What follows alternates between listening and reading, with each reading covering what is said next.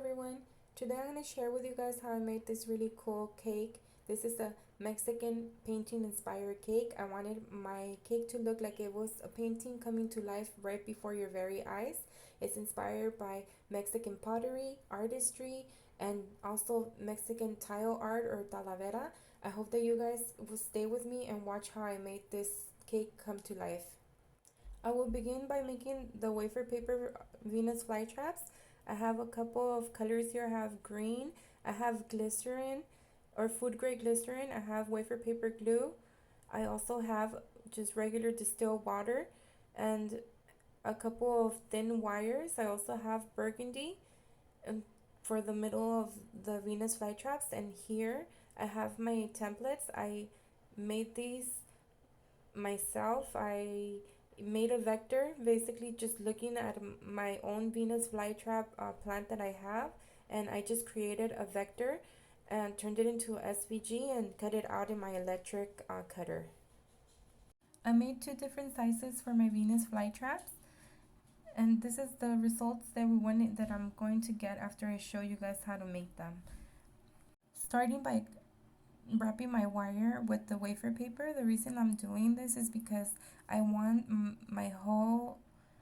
the wire to be the same color as the Venus flytrap, and I do not have that kind of florist tape, so I'm going to cover my wire with the wafer paper, and then I'm going to color it the same color that I'm going to be using for the rest of the flower or the Venus flytrap basically. I did not do it perfect. I just need to cover it, and also it's much easier to stick wafer paper to wafer paper than to stick wafer paper to just a regular wire.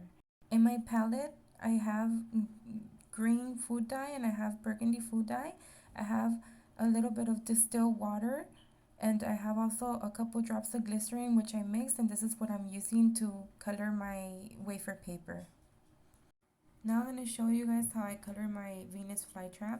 I'm starting off with the very top portion of it, which is this part. I'm going to start by coloring the middle. I'm using a clean brush and damping it in my solution, adding the color and mixing it, making sure that I have the color that I want.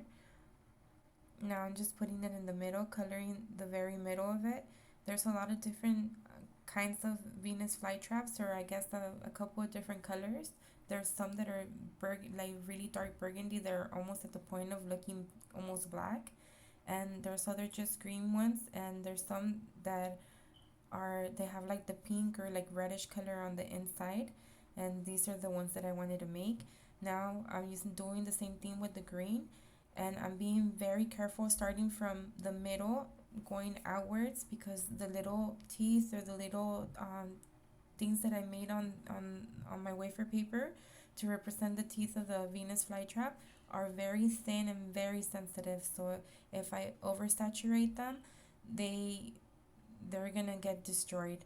And I did lose a couple of them in the process. I think that next time, if I ever do this design again, or if I ever do something with my wafer paper Venus flytraps, I would definitely do this with I guess color powder instead of doing this.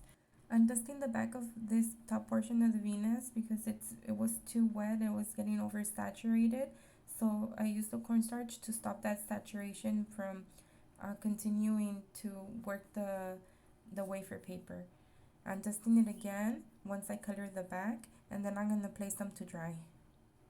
By the time that I'm done making all my Venus flytraps, or coloring all the Venus flytraps, all of these should be ready to go, almost semi-dry. This is why I like using wafer paper, because it dries very quickly. It does not take hours. It's done in minutes. By the time that you're done putting all your things together, they're ready to go and assemble. I continue by doing the bottom portion, and like I said, right here it's already dry. It's already ready to be assembled and put together. I'm using my wafer paper glue.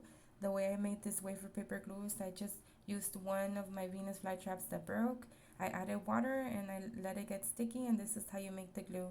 Now I'm just attaching all the parts together. Like I said, my wire is not perfectly covered. You can see right there that there's still spots of very green that's showing the wire. And I just needed a little bit. Most of this is going to be fully covered. Basically, I'm just showing like a little tiny bit in between the top portion and the bottom portion, and that's the only thing that's going to show. And by adding that wafer paper before I assembled, it makes it much easier to attach everything together.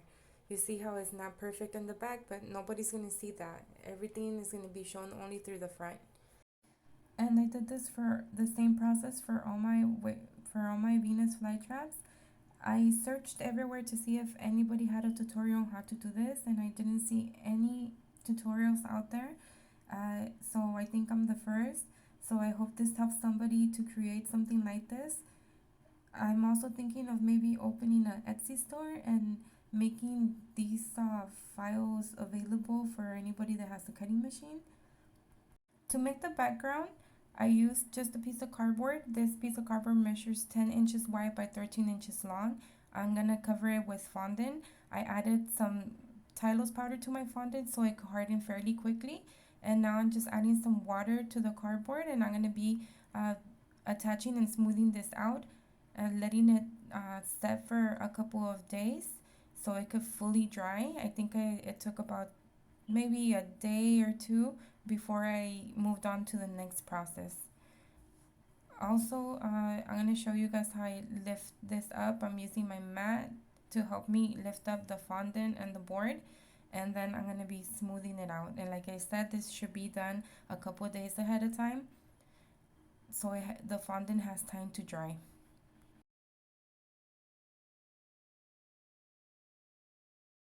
I also inserted two skewers on the very bottom of my board. This is going to attach to my actual board, and it's going to help secure this backing. You see right here I made holes where it's going to attach, and I used this middle part. I'm going to add glue or hot glue to that so I have extra support. Now that my board is dry, I'm gonna proceed to make my background. I found this cool stencil at the 99-cent store. I can't believe it. I was like, oh, I'm gonna have to make a stencil or draw it out by hand. And I found it at the 99-cent store, so I got so lucky for $1. One thing that I wish that I would have added some black to this blue. It's royal blue, but I really didn't like it. It was much lighter than the actual color that I used for the cake and the actual color that I used for the bottom design that I did on the board. And of course, I couldn't go back and do a second coat on this because it would have messed up the first design that I made. Now, here, I'm going to add some of that same blue, which I guess is more concentrated like this than in the airbrush. And I'm just adding a line on the very bottom to connect the design to the board, just so it doesn't look so off. I'm gonna let this dry, and I'm gonna continue by showing you guys how I made the cake. I'm using a 6-inch cake, and I'm also using just regular Italian meringue buttercream. I'm gonna show you guys how I got the shape of the pot. Here I have a 3-inch round cutter and I have a 2-inch cutter. I decided to go with the 2-inch, and I'm just gonna cut the sides of this cake to form the pot. So now I'm just marking with my cookie cutter how much I want to cut off before I cut it. And then I continue to do the same thing for both sides. And I'm also keeping these scraps. I'm going to show you why I kept them, because as soon as I cut it, I was like, dang, this is not going to look right. And sure enough, when I cut the other side and I looked at it, I was like, oh crap, this doesn't look how I envisioned it was gonna look. So I was like, how do I fix this? What do I do? So I continued just cutting the bottom portion off to make the bottom of the pot, and I was okay with that. And I was like, okay, this still doesn't look right. So I proceeded to cut the tips off, and I still wasn't satisfied with how it looked. So I added the two top portions that I took off in the beginning, and I just cut half of that part off, and it seemed to look better, so I was happy with this shape of the cake. I proceeded to crumb coat my cake and put it in the refrigerator for a couple of minutes to set that crumb coat, and then I covered my cake with its final layer and then covered it with my homemade fondant. Smooth it out, make it look nice and clean and smooth, and take out all the air pockets. and then I cut out the excess fondant off.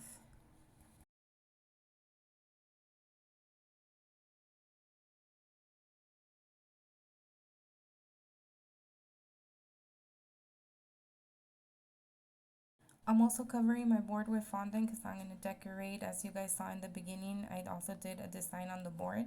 This typically should be done a couple of days ahead of time too, so the fondant has time to dry. But of course, I did it the same day that I did everything. So now here I'm going to show you how I'm going to attach my actual background to this board. I'm going to be adding glue right on the back, hot glue, to secure the two things together.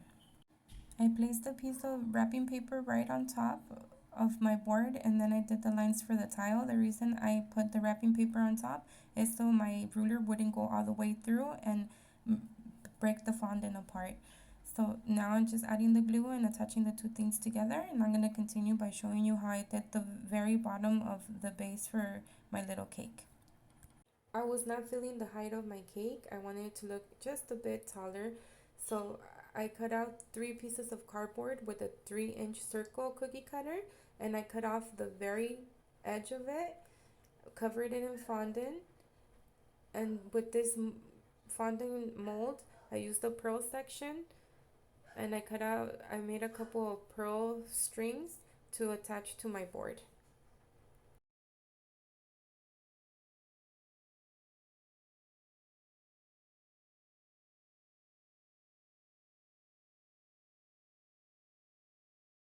Placing the small circle in the middle, this is going to be my guide so I know where to place the design of the flowers that I made for the tile.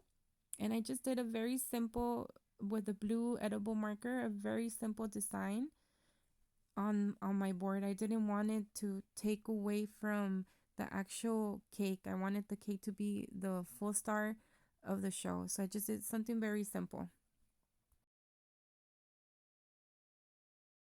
Once I was done with the design on the board, I continue to assemble my cake. Here I'm adding the board. I added some glue on the back. I also added some hot glue on the back of my cake board, and I'm gonna press it towards my board to secure it. I'm also gonna be adding a wooden dowel right in the middle just to make sure that everything stays together. To paint the top portion of the cake, I'm using a Wilton Terracotta food gel, which I diluted just with a bit of vodka. I'm also going to be using the same color for the middle of my flowers. I added some handles to the sides of my pot, and this is also going to help me to cover those little imperfections that you see right on the back of the cake, so nobody's going to see that, so that's great. I also added a string of pearls right on the very top, just so I could tie the whole design together. Since I did pearls on the bottom, I also did pearls on the top. And then I proceeded to paint it the same color as well. With a round piping tip, I marked the middle of my flower, and then I used the same color again for that I used on the top. I used for the middle of my flower. Now I'm just gonna be with a Wilton Royal Blue, which I also diluted with just a bit of vodka. I'm doing my petals. I'm gonna do one big flower in the middle, and I'm also gonna do a couple of flowers on the sides and on the bottom.